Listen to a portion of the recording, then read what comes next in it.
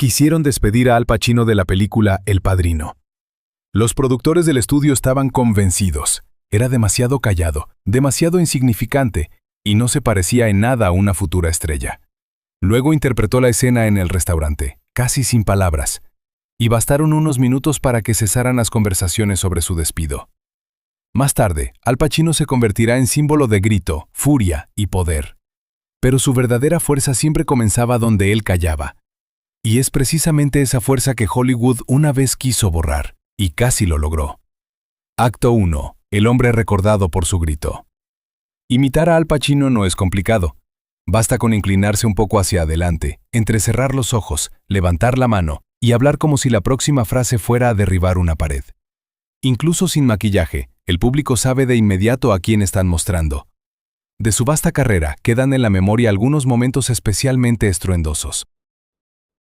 El teniente coronel Slade dando un discurso ante el comité escolar. Tony Montana enfrentándose a sus enemigos en la escalera de su mansión. John Milton predicando sobre la vanidad. Un entrenador de fútbol transformando una charla en el vestuario en una última batalla.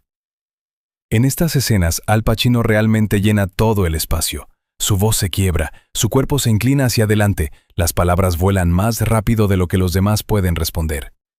Es este tipo de actor el que aprendieron a citar, parodiar y esperar en cada nueva película. Pero al volver a ver las películas completas, la imagen familiar comienza a desmoronarse. Michael Corleone al principio casi no habla, se sienta entre hombres más notorios y escucha. En el pasillo del hospital mira sus propias manos, como si descubriera algo inesperado en sí mismo. En el restaurante guarda silencio tanto tiempo que el sonido principal de la escena es el tren pasando afuera. Frank Serpico no aplasta a los demás con confianza. Siempre está mirando a su alrededor, apresurándose a explicar lo obvio y buscando a alguien en la habitación en quien aún pueda confiar. Sonny de Tarde de Perros grita mucho, pero entre esos estallidos quedan pausas incómodas, miradas perdidas y el intento de entender cómo un plan de minutos se convirtió en una trampa. Incluso Tony Montana, el más ruidoso de todos, se recuerda especialmente en esos segundos en que el ruido cesa de repente. Se sienta en medio de la lujuria comprada y parece no saber qué hacer con ella. Los personajes más importantes no entran en escena como vencedores listos. Observan, escuchan, examinan el espacio. Casi siempre tienen que demostrar su derecho a estar en la habitación antes de decidir quién puede salir de ella. Para el héroe de Hollywood de otra época, esta era una manera inusual. Al Pacino no tenía la altura de Gregory Peck, la ligereza de Cary Grant o la calma exterior de un hombre al que el mundo ya le había cedido su lugar. Bajo, delgado, con rasgos marcados y una plasticidad cautelosa, podía parecer demasiado reservado incluso para la cámara. Así lo percibieron al principio en el rodaje del Padrino, pero la cámara descubrió lo que los productores no vieron. Cuando no hacía nada, aún así era imposible apartar la mirada de él. ¿De dónde surgía esa tensión en su silencio? La respuesta no estaba en Hollywood. Comienza mucho antes, en el sur del Bronx, en teatros baratos y en una vida donde el derecho a ser escuchado nunca se daba por sentado. Acto 2. La escuela de la contención. Alfredo Pacino crece en el sur del Bronx, en el hogar de su madre y sus abuelos. Tras la temprana separación de sus padres, su padre casi desaparece de su vida diaria, dejando al abuelo como la figura masculina principal. La familia vive con modestia, pero su madre lo lleva al cine.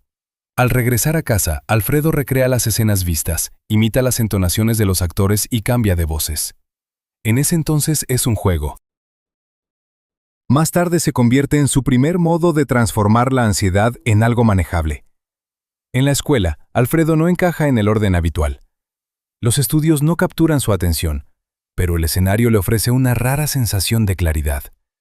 Allí, el adolescente inquieto, considerado problemático en la vida, de repente entiende cómo entrar, dónde detenerse y a quién dirigir la siguiente línea. Fuera del teatro, su brusquedad le causa problemas. En el escenario se convierte en energía. No llega a graduarse. Necesita ganar dinero y acepta cualquier trabajo.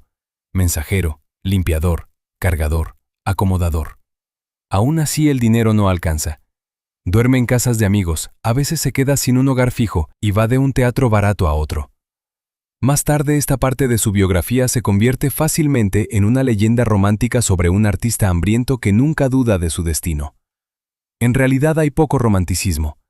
Simplemente no ve otro lugar para sí mismo. A principios de los 60, mueren uno tras otro su madre y su abuelo, las personas que sostenían su hogar y su vida. Pacino tiene poco más de 20 años. La pérdida no genera una filosofía lista, ni lo hace instantáneamente más profundo. Deja un vacío con el que debe aprender a vivir. Y el teatro resulta ser el único espacio donde la vida aún sigue reglas. El ensayo comienza a tiempo. El texto no puede ser cambiado arbitrariamente. El compañero espera una respuesta. Cuando todo lo demás se desmorona, el escenario mantiene el orden. En el estudio de Herbert Berghof conoce al maestro Charlie Lofton. Este no intenta corregir su apariencia, eliminar su acento o enseñarle a comportarse como un joven más acomodado. Ve valor en lo que Pacino está acostumbrado a considerar defectos: su cautela, torpeza, bruscos cambios de humor. Pero la tensión natural no es suficiente. Debe ser sometida al papel. Más tarde, en el Actors Studio de Lee Strasberg, este trabajo se vuelve más riguroso. El método a menudo se presenta como un permiso para que el actor experimente emociones reales ante el público. Para Al Pacino, la lección resulta casi opuesta.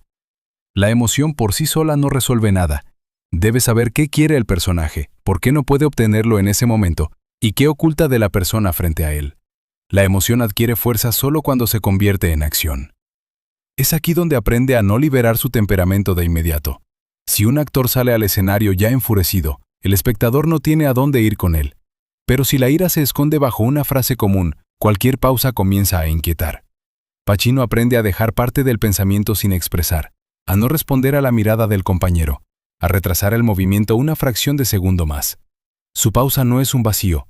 En ella, decide si aún puede mantener la compostura o es hora de atacar. Las pobres salas de Nueva York son perfectas para este aprendizaje. Los espectadores están cerca. Las decoraciones son simples. El montaje no puede elegir la mejor toma. La música no sugiere qué sentir. Si el intérprete no entiende por qué guarda silencio, se nota de inmediato.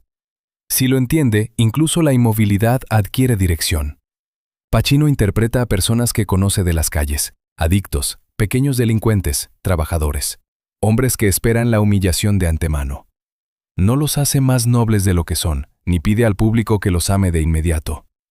Le interesa la defensa que una persona construye entre sí y el mundo. La rudeza puede ocultar miedo. La confianza en sí mismo, un sentido de insignificancia. Un estallido repentino, largas horas de soportar. El reconocimiento llega a finales de la década. Por su papel en la obra Does the Tiger Wear a Necktie?, Alfredo recibe el premio Tony. El galardón no significa que finalmente haya aprendido a encajar en la imagen convencional de un actor principal. Al contrario, el teatro reconoce precisamente lo que antes le impedía pasar las audiciones: el rostro de un hombre de los suburbios, la plasticidad cerrada, la inquietud interna que no se puede confundir con la confianza serena de una estrella. Para este momento, su estilo de actuación ya está formado. La vulnerabilidad se convierte en atención, el miedo en cálculo, el deseo de demostrar su derecho a estar en el escenario, en presión sobre toda la sala. Pacino no se deshace del caos del que proviene, aprende a contenerlo dentro de la forma. Ahora, este método debe trasladarse al cine, donde la cámara acerca el rostro y nota implacablemente cualquier esfuerzo innecesario. Lo que en un pequeño teatro hace que el espectador se incline hacia adelante, en la pantalla puede parecer una falta de actuación. En las primeras semanas de El Padrino, eso es exactamente lo que deciden las personas de las que depende su carrera. Acto 3. El silencio de Michael Corleone. Francis Ford Coppola ve en Al Pacino a Michael Corleone desde el principio, incluso cuando el estudio sigue sugiriendo opciones más obvias. Los ejecutivos de Paramount quieren a un actor cuya apariencia y estatus expliquen de inmediato por qué la película gira en torno a él. Se barajan nombres como Robert Redford, Warren Beatty, Ryan O'Neal. Pacino no tiene ni su fama ni su ligereza. Parece demasiado bajo, demasiado sombrío y demasiado étnico para el papel del hombre que el estudio espera convertir en el centro de una gran saga familiar. Coppola insiste obstinadamente. Pero cuando comienzan las filmaciones, su elección se ve amenazada cada vez más. En las primeras escenas, Michael está sentado junto a Kay en la boda de su hermana. Alrededor hay música, comida, familiares, peticiones al Don Corleone. James Caan interpreta a Sonny de manera abierta y ruidosa, Brando crea un aura de calma alrededor de Vito. Al Pacino casi desaparece en comparación. Habla de la familia como si no perteneciera a ella, sonríe a Kay y no intenta luchar por la atención del espectador. El estudio ve debilidad donde el actor construye el punto de partida de una transformación. Michael debe entrar en la historia como un hombre seguro de haber evitado el destino familiar. El uniforme militar lo separa de los trajes oscuros de sus hermanos. Ha servido a su país, tiene una novia de otro mundo, y las historias violentas sobre sus parientes las cuenta con la distancia de un observador.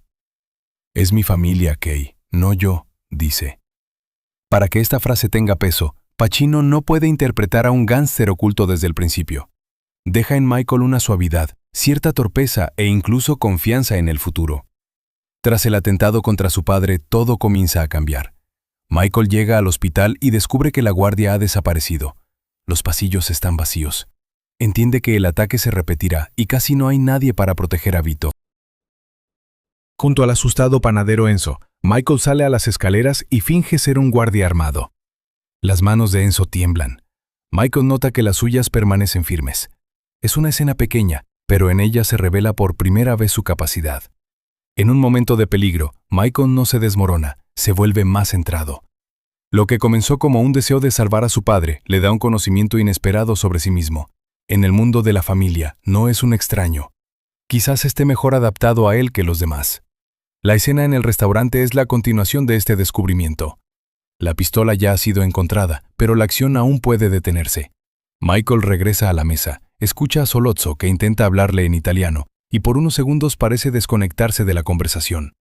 La cámara se detiene en su rostro. El tren fuera de la ventana aumenta hasta un estruendo casi insoportable. No es el sonido de la determinación, es el sonido de la última barrera interna que aún resiste. Cuando Michael se levanta y dispara, Pacino no convierte el asesinato en el nacimiento de un héroe. Los movimientos son rápidos, el rostro casi vacío. Lo principal ocurre después.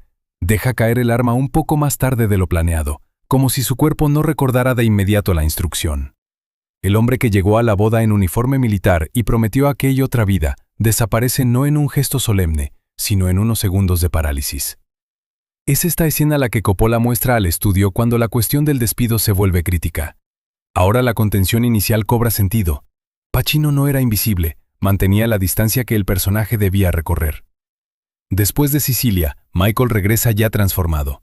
Su postura cambia, los trajes se vuelven más estrictos, su voz se vuelve más grave.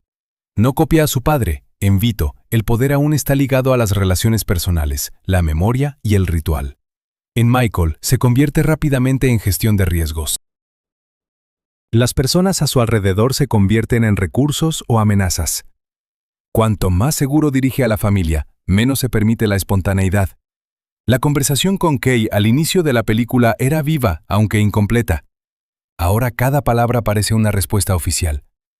Cuando ella le pregunta si está involucrado en el asesinato de Carlo, Michael primero permite una pregunta, luego miente con calma. Al final, la puerta de su oficina se cierra en su cara. No es solo un signo de la vida secreta de su esposo, es una elección. Por el control, Michael corta a la persona que aún lo recuerda como era. En la segunda parte, esta elección se convierte en su forma de existir. La casa en el lago Tahoe es grande, parece una fortaleza dentro de la cual nadie se siente seguro. Michael se sienta en habitaciones a media luz, escucha informes, verifica lealtades, busca traiciones. Cuanta más autoridad tiene, menos personas hay con las que puede hablar sin cálculo.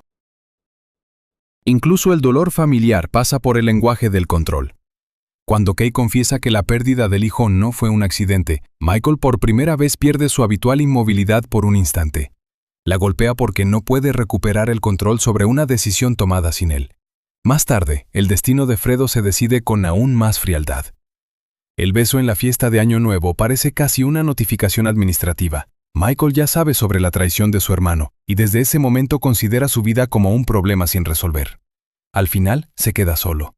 No porque los enemigos hayan ganado, sino porque su propio sistema funcionó demasiado bien. Todo lo que podría hacerlo vulnerable ha sido eliminado o alejado. Junto con las amenazas, desaparecieron la cercanía, la confianza y la misma posibilidad de ser alguien más que el jefe de la familia. La paradoja era que el público vio en Michael el ideal de la fuerza masculina imperturbable. El traje estricto, la voz tranquila, la capacidad de tomar cualquier decisión. Todo esto era fácil de confundir con poder sin debilidades. Pero Pacino interpretaba lo contrario. Un hombre que, por seguridad, paso a paso se priva de la vida que pretendía proteger. El Padrino demostró que su contención funcionaba frente a la cámara. Sin embargo, Michael estaba en la cima del sistema y gradualmente se congelaba a sí mismo para manejarlo. Los siguientes papeles debían probar el mismo método en otro punto, entre personas que no tienen ni oficina, ni guardias, ni derecho a dar órdenes. Allí, la tensión ya no podía esconderse tras la inmovilidad. Comenzaba a atravesar todo el cuerpo. Acto 4. Nervio expuesto. Durante el rodaje de Sérpico, Al Pacino se sumerge tan profundamente en la constante vigilancia de su personaje que, según cuenta él mismo, en una ocasión intenta detener un camión con un escape excesivamente humeante y le muestra al conductor una placa policial falsa. En esta historia casi cómica se encuentra la esencia de su papel. Sérpico no puede ignorar una infracción, incluso cuando intervenir solo promete problemas. Frank Sérpico existió en la realidad. Sirvió en la policía de Nueva York y denunció públicamente la corrupción en la que participaban divisiones enteras. Para una película típica sobre un policía honesto, esto ya sería suficiente. El héroe ve el mal, se niega a unirse y lucha contra él.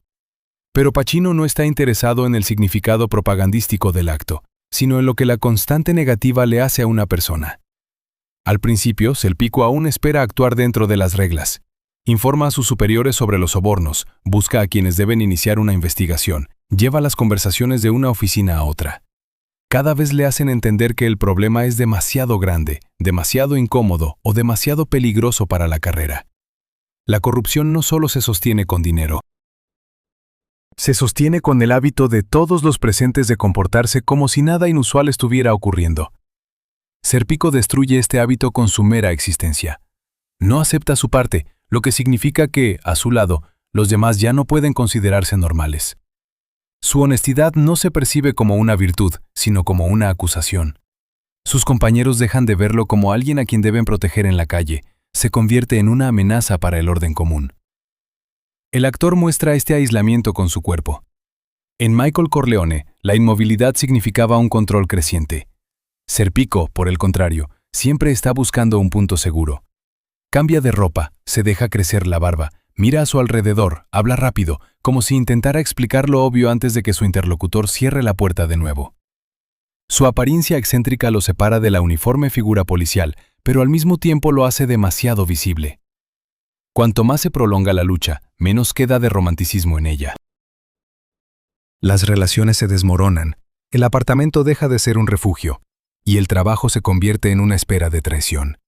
Cuando durante una redada, Sérpico recibe un disparo en la cara, y sus colegas no se apresuran a ayudarlo, la película solo lleva a un final físico lo que ya había ocurrido mucho antes del disparo. El sistema ya lo había dejado solo. En Tarde de Perros, Al Pacino se encuentra al otro lado de la ley, pero en una situación similar. Sonny Worsick no denuncia a la institución ni tiene un plan claro. Junto con un cómplice intenta robar un banco para conseguir dinero para una operación para su pareja. El plan debería tomar solo unos minutos. Casi de inmediato se descubre que hay poco dinero en la caja. Uno de los participantes se asusta y se va, y la policía ya ha bloqueado la calle. En lugar de un crimen meticulosamente planeado, comienza un largo y caluroso día en el que Sonny se ve obligado a aparentar que controla la situación. Sidney Lumet filmó la película sin música y en la medida de lo posible en orden cronológico. Esto permitía que el cansancio se acumulara no solo en los personajes, sino también en los actores. Al principio Sonny aún piensa rápido, bromea, intenta calmar a los empleados del banco. Luego la camisa se empapa de sudor. Los movimientos se vuelven más bruscos. La voz comienza a quebrarse. Cada nuevo problema requiere una solución que él no tiene. Pacino construye el papel sobre la improvisación continua de un hombre obligado a mantener su propia autoridad. Sonny amenaza, se disculpa, cuida a los rehenes, vuelve a tomar el arma. No puede sostener el papel de ladrón hasta el final porque siente demasiado intensamente a las personas a su alrededor. Esta humanidad es lo que lo hace simpático y al mismo tiempo lo deja sin posibilidades de victoria. Cuando sale a la calle y grita ¡Ática!, la multitud responde con entusiasmo.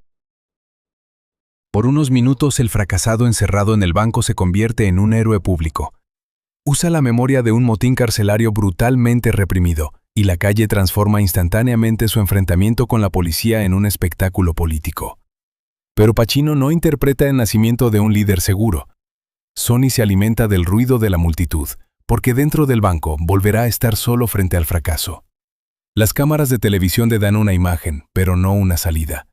Cuanto más fuerte lo apoyan desde afuera, más evidente es que no sabe qué hacer después. Más tarde su pareja León llama. La conversación, que podría haber explicado el motivo del robo y convertido a Sonny en una víctima noble, resulta incómoda, dolorosa y demasiado personal. Las personas no se entienden entre sí. Sonny se irrita, se justifica, intenta sostener varias vidas a la vez. Su pareja, su exesposa, sus hijos, los rehenes, su cómplice. Ha asumido una responsabilidad que no puede cumplir ni abandonar. Al final de su energía exterior solo queda agotamiento. Ya no controla ni siquiera su propio cuerpo. Pacino no interpreta una derrota espectacular del criminal, sino la lenta descomposición de un hombre que durante horas mantuvo una imposible ilusión de control y finalmente ya no puede sostenerla. Serpico y Sonny resultaron importantes no solo como diferentes rostros de la calle estadounidense de los 70. En ellos, Al Pacino encontró otra forma de tensión. Michael Corleone ocultaba la presión porque el poder le permitía callar. Estos dos no tenían esa protección. Uno intentaba hacer que el sistema reconociera la verdad, el otro ganar al menos unas horas. Su nerviosismo se manifestaba externamente, pero era comprensible. Detrás de cada estallido había un peligro concreto. Al final de la década, Pacino ya sabía interpretar ambos estados, la helada compostura del hombre en la cima y la ansiedad expuesta del hombre sin escapatoria. Luego, el cine mismo cambió. Llegó una era en la que la presión interna cada vez más requería expresarse no con pausas ni temblores, sino con espectáculo. En Scarface, Pacino por primera vez hizo del ruido no la última etapa de un papel, sino su ambiente constante. Acto 5. Cuando el grito se convierte en imagen. Tony Montana aparece en la película ya listo para atacar. Está frente a los agentes de inmigración, con la camisa desabotonada, respondiendo con preguntas, interrumpiendo y adelantándose con todo su cuerpo. No hay en él la distancia con la que Michael Corleone comenzaba. Tony no espera a que le den un lugar, quiere tomarlo de inmediato. Para Pacino, esto fue un giro consciente. Tras interpretar a personajes que ocultaban el miedo en el silencio o lo revelaban con nerviosismo, creó a un hombre casi incapaz de hacer una pausa interna.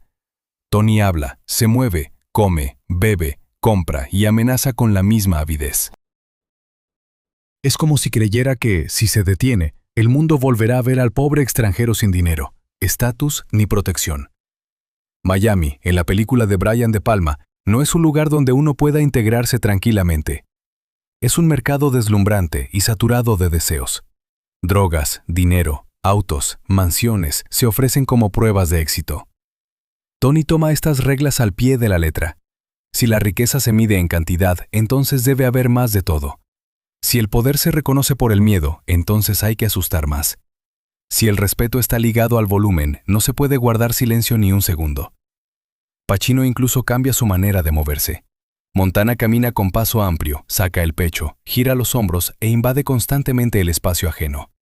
A diferencia de Michael, que hacía que los demás se acercaran, Tony se abalanza sobre ellos. Su acento, sus gestos y su mirada parecen exigir continuamente confirmación. ¿Ahora me ven? Detrás de esta expansión, desde el principio, se oculta una vulnerabilidad. El verdadero poder en el mundo de la película no grita. Habla a través del dinero, las conexiones y las personas que no necesitan estar presentes en la violencia. Tony, sin embargo, siempre tiene que probar su estatus con su propio cuerpo. Puede conquistar el mercado, comprar una casa y poner un tigre en el jardín, pero no puede sentirse como alguien a quien ya no amenaza la humillación. Por eso el éxito no lo calma, sino que intensifica su ansiedad. La mansión se vuelve más lujosa y más fría. La enorme bañera, los detalles dorados, los monitores de vigilancia, cosas destinadas a confirmar su victoria, convierten la casa en un decorado donde nadie sabe vivir. La relación con Elvira se seca por la sospecha y el desprecio. La amistad con Manny se mantiene mientras Tony cree que puede manejar su vida. Incluso a su hermana la protege con tanta ferocidad que el cuidado se convierte en otra forma de posesión. La escena en el restaurante muestra el desenlace antes del tiroteo final. Tony está sentado entre la gente adinerada a la que aspiraba y de repente comienza a insultar a los comensales. Dice que necesitan a un chico malo como él para sentirse buenos. En estas palabras hay una observación precisa sobre la hipocresía de la sociedad acomodada. Pero Pacino no lo convierte en un discurso triunfal. Tony apenas se sostiene, su esposa se va, la gente lo mira con asco, y él intenta convertir la humillación pública en su último gesto de superioridad. Ha accedido al mundo de los ricos, pero no ha adquirido el lenguaje para existir en él. Por eso vuelve a ser lo único que sabe. Alza la voz y convierte su soledad en un ataque. Al final, esta lógica llega a su límite. Tony se queda en la casa que debía demostrar su invulnerabilidad, defendiéndose de quienes ya han entrado. El famoso grito antes de disparar el lanzagranadas suena como el punto máximo de fuerza solo en una breve cita. En la película es la voz de un hombre que ya no tiene plan, aliados ni futuro. No defiende un imperio, ya se ha desmoronado. Intenta ahogar el hecho de su propio fin. Cuando Scarface llegó a las pantallas, la reacción no fue unánime. La criticaron por su exceso, su violencia y su casi operística estridencia. El culto surgió gradualmente, en videocintas, en la música, en la moda callejera, en citas interminables. La historia de autodestrucción se percibió cada vez más como la historia de un hombre que tomó lo que deseaba. De la tragedia se eliminó la segunda mitad. Tony Montana se convirtió en símbolo de ambición sin concesiones. Sus retratos colgaban junto a lemas de éxito, sus frases se usaban como guías para avanzar, y la derrota final casi no impedía admirar su estilo de vida. Pacino interpretó a un hombre que no sabe detenerse, pero la cultura recordó a quien no permite que lo detengan. Aquí surgió el principal malentendido de su carrera. El público amó no solo el volumen, sino el momento de destrucción, tomado como triunfo.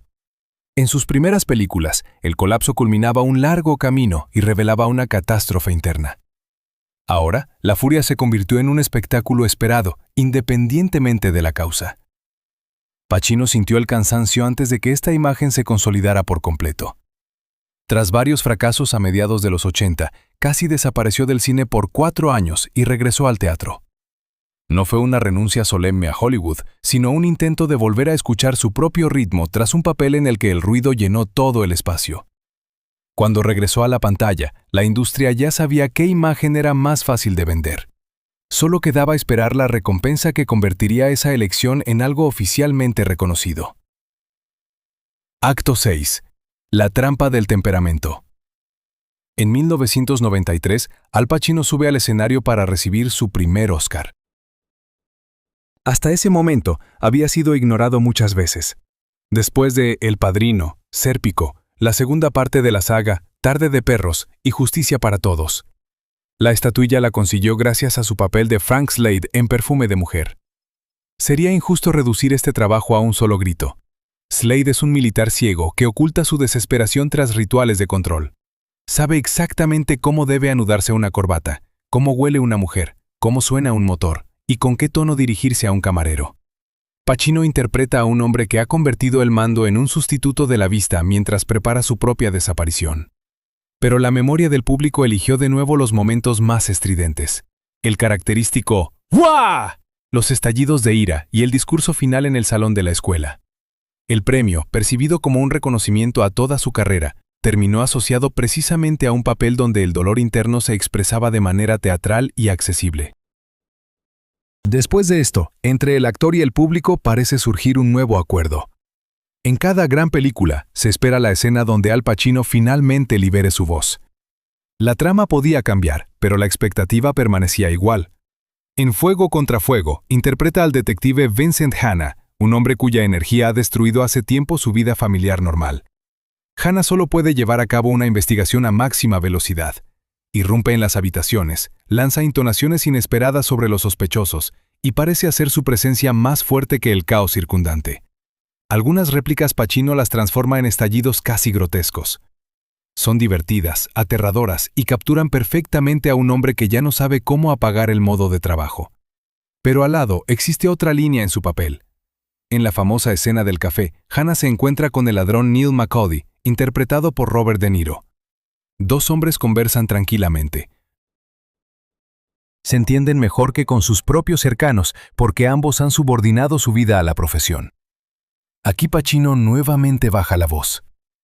Detrás del respeto mutuo se escucha una confesión. Ninguno de ellos es capaz de elegir otro destino. Así ocurrió en otras películas de los 90. La industria cada vez más construía escenas alrededor de su temperamento, pero el propio actor seguía buscando dentro de ellas razones. En El abogado del diablo, su John Milton disfruta del discurso y convierte la seducción en un espectáculo. El volumen pertenece a un ser que cree en su derecho absoluto al escenario. En Un domingo cualquiera, el entrenador pronuncia un monólogo inspirador ante el equipo, pero la película muestra a un hombre cuya autoridad sobre los jugadores ya no es tan firme como él quisiera.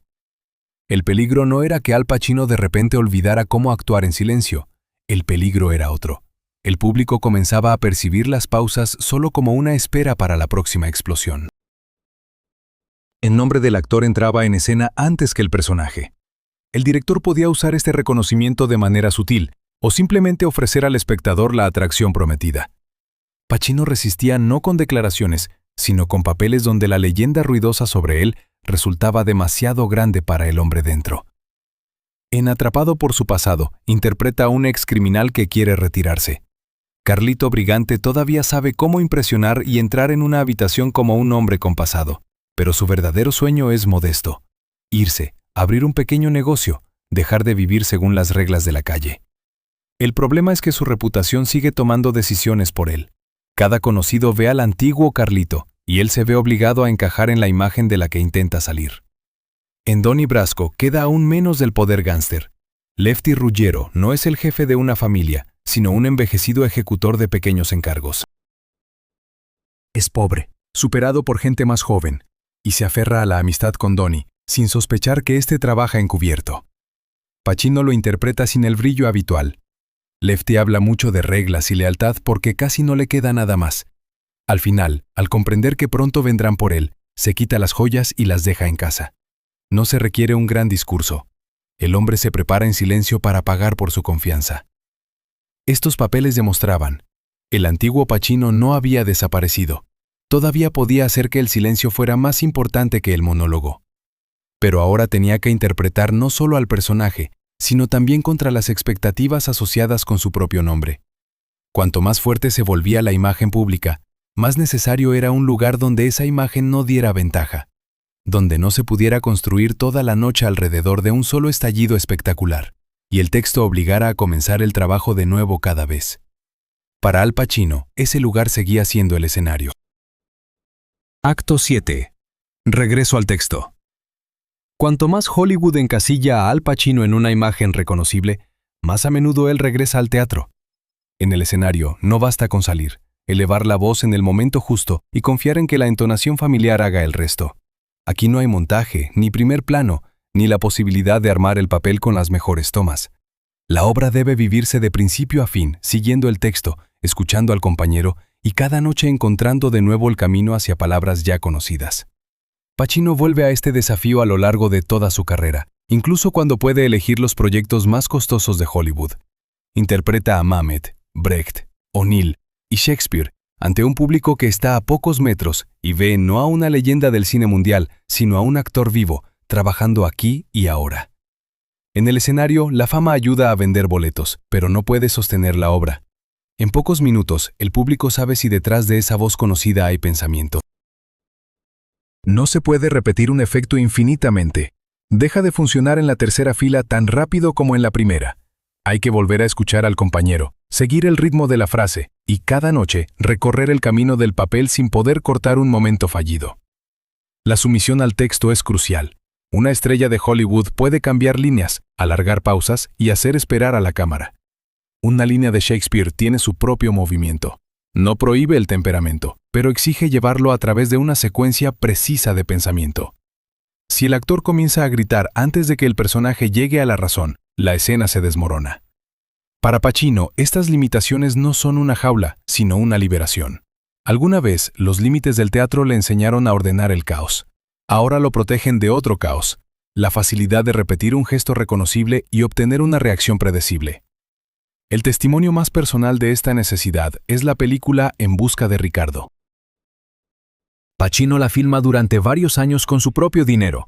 Interpreta escenas de Ricardo III, discute con actores, conversa con estudiosos de Shakespeare y sale a las calles de Nueva York preguntando a los transeúntes qué significan para ellos las viejas obras. En pantalla no actúa como alguien que ya conoce la respuesta correcta. Puede apasionarse por una interpretación, luego dudar, interrumpir el ensayo, volver a la palabra y probar de otra manera.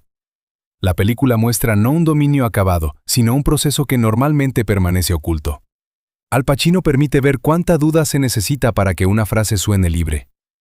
La elección de Ricardo no es casual. Ante nosotros está un hombre que convierte la humillación en ambición, el ingenio en arma y el poder en prueba de su propio valor. Encanta al espectador, lo invita a ser cómplice y paso a paso destruye a todos los que lo ayudaron a ascender. En este personaje es fácil ver un pariente de Michael Corleone y Tony Montana. Pero Shakespeare no permite detenerse en el carisma del villano. Cuanto más cerca está Ricardo de la corona, más depende del miedo y la atención ajenos.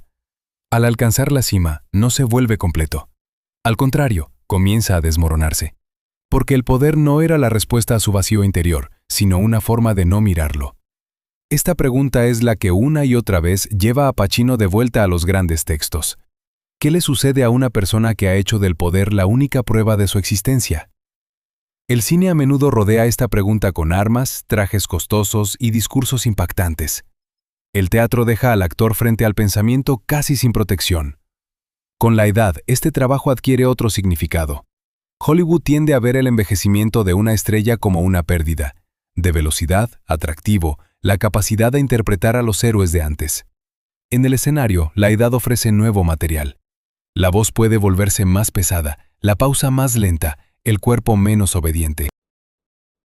Todo lo que la cámara alguna vez quiso ocultar se convierte en el contenido del papel. Pacino no necesita fingir que todavía es ese hombre que, con una mirada, decide el destino de la familia Corleone. La pregunta se vuelve mucho más interesante. ¿Qué sucede cuando esa mirada deja de tener efecto? ¿Cómo se comportará un hombre acostumbrado a mandar si el mundo que lo rodea ya no reconoce su antigua fuerza? Más tarde, el cine le dará varios papeles así. Y en ellos, la familiar estridencia sonará por primera vez no como el regreso de una leyenda, sino como el eco de un poder que ya se ha ido. Acto 8. Cuando el poder deja de obedecer. En El Irlandés, Jimmy Hoffa aparece como un hombre convencido de que su nombre sigue siendo una orden en sí mismo. Está acostumbrado a hablar ante enormes auditorios, liderar el sindicato y cerrar tratos con personas que otros preferirían ignorar. Al Pacino lo interpreta de manera amplia y vibrante.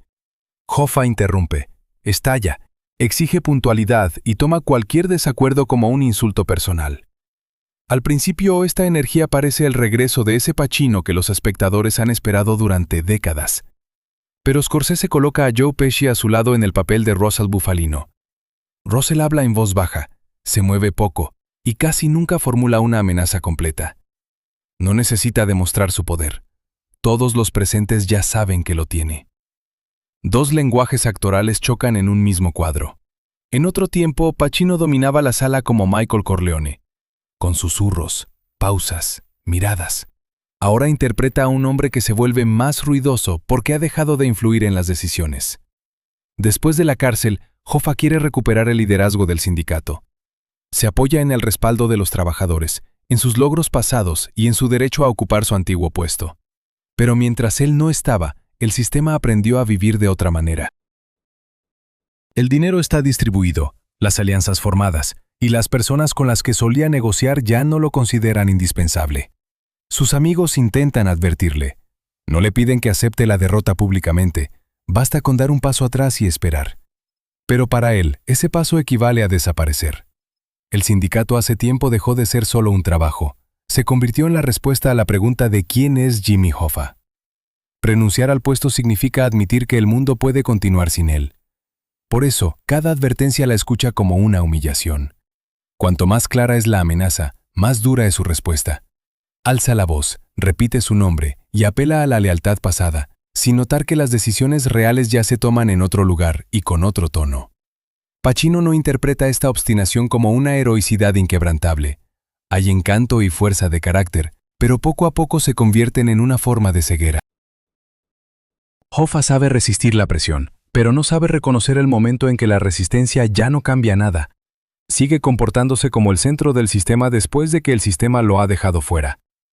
Un año antes de El Irlandés, un desmoronamiento similar del poder ocurre en Paterno, pero allí Pacino elige un ritmo casi opuesto. Joe Paterno fue durante décadas el rostro del programa de fútbol universitario. Su nombre significaba victorias, dinero, disciplina y autoridad moral. Luego, el escándalo sobre los crímenes de un ex asistente y la cuestión de quién sabía lo que ocurría destruye en pocos días una imagen construida en medio siglo. Paterno no sale a la plaza a gritar contra las acusaciones. Se sienta en casa frente al televisor, responde a las preguntas de su familia y apenas comprende la magnitud de lo que sucede. El consejo universitario, al que solía dictar condiciones, lo despide por teléfono. En esta cotidianidad hay una crueldad especial. La caída ni siquiera recibe una escena digna. La institución simplemente le informa que seguirá existiendo sin él. Pacino utiliza la edad no como maquillaje, sino como parte del papel. En su juventud, su pausa significaba cálculo. Michael Corleone lograba ver más que los demás. Ahora la demora puede significar que la persona no alcanza a aceptar la nueva realidad. La antigua joroba recordaba a un resorte comprimido. En los papeles tardíos aparece el peso de un cuerpo que ya no se somete a una sola voluntad. Lo mismo ocurre con la ira. Cuando Michael alzaba la voz, los que lo rodeaban entendían que habían cruzado una línea. Cuando Hoffa estalla frente a personas que ya decidieron su destino, el grito no recupera el poder. Solo muestra cuán lejos está la percepción interna del héroe sobre sí mismo y su verdadera posición. En estos papeles, Al Pacino finalmente lleva a término el tema iniciado por el joven Michael. Entonces el hombre renunciaba a la cercanía para volverse indispensable para el sistema. Ahora el sistema renuncia a él. Todos los sacrificios hechos por el estatus no otorgan el derecho a conservarlo para siempre. La diferencia es especialmente clara en la imagen de la puerta. Al final de El Padrino, Michael la cierra él mismo frente a Kay. Elige el aislamiento porque lo considera una condición del poder. A los héroes tardíos los dejan afuera otros. La puerta se cierra ya ante ellos y resulta que detrás de ella estaba casi todo lo que sabían ser. Están rodeados de asistentes, abogados, familiares y personas que aún los llaman por su título. Pero la soledad profunda se vuelve más fuerte que en los personajes tempranos. Michael al menos creía que protegía el orden creado. Hoffa y Paterno se enfrentan a una realidad donde el orden se protege de ellos. Aquí se revela el sentido del mito ruidoso sobre Pacino. Sus explosiones tardías no cancelan el silencio temprano, lo devuelven a él. Cuanto más fuerte exige el héroe que se reconozca su poder, más claro se escucha que la decisión ya se ha tomado sin él. La voz aún llena la habitación, pero la habitación ya no responde. Cuando Al Pacino finalmente recibe el Oscar, Hollywood parece sellar la imagen más conveniente de él. Gran temperamento, gran voz, gran explosión. Pero su arte se aprecia mejor no en el momento en que el héroe eclipsa a todos a su alrededor. Michael Corleone está sentado en un pequeño restaurante. Frente a él, dos hombres seguros de que la conversación sigue bajo sus reglas. El camarero trae el vino. Un tren pasa por la ventana. La pistola ya está escondida detrás del tanque en el baño. Pero la decisión aún debe atravesar el cuerpo de un hombre que nunca antes ha matado. Pacino casi no hace nada. No explica el miedo ni muestra al espectador una resolución lista. Simplemente guarda silencio un poco más de lo que parece posible. Y en esa pausa, el antiguo Michael cede lentamente su lugar a quien un día cerrará la puerta frente a su esposa, ordenará matar a su hermano y quedará solo entre personas.